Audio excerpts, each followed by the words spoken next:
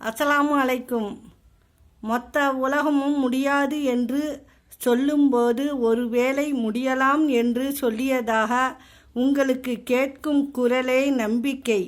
சவால்கள் இல்லை என்றால் வாழ்க்கையில் நீங்கள் முன்னேறவில்லை என்று அர்த்தம்.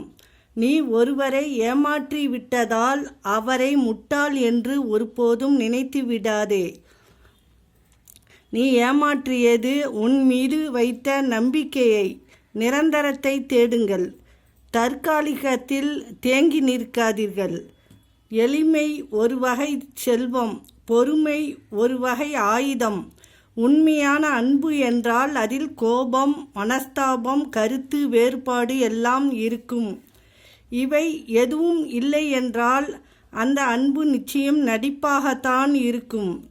உருவமில்லாத ஒன்று உலகையே ஆளுகிறது என்றால் அது ஒருவர் மீது வைக்கும் உண்மையான அன்பாகத்தான் இருக்க முடியும்.